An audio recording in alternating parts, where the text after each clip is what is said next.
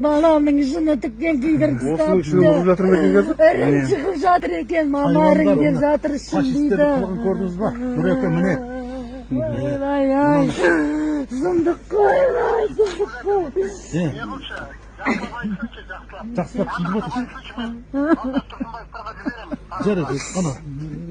Бәрін түсіндіріп, жақсылап айтыңыз. Жақсылап айтыңыз.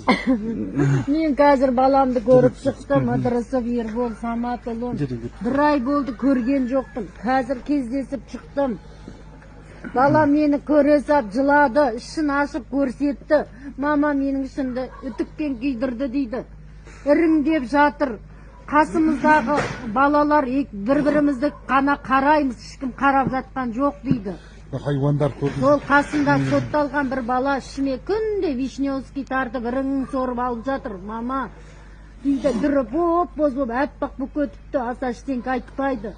Күнде 20 бала адамнан кеп тепкілеп ұрады бізді, террористсіңдер, лаңкессіңдер деп дейді.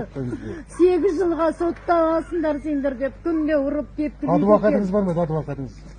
Соны айтыңыз, не деп айтқан адвокатты. Екен ғой, мама, халық чулағаннан кейін бізді міне 2-ақ күн болды ұрып соққан, тоқтатылды дейді. Күнде ұрып соғады екен балаларды, 100-дей бала жатыр екен. Ішін үтіктеп тұтапты, баламның іріңдеп жатыр екен, баламның іші.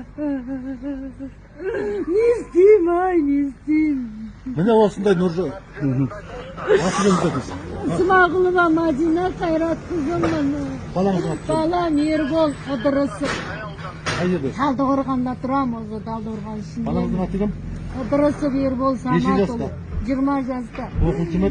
Жоқ. Үйде Адресіңе, адрес. Северный Западный район, Сыдықова 1.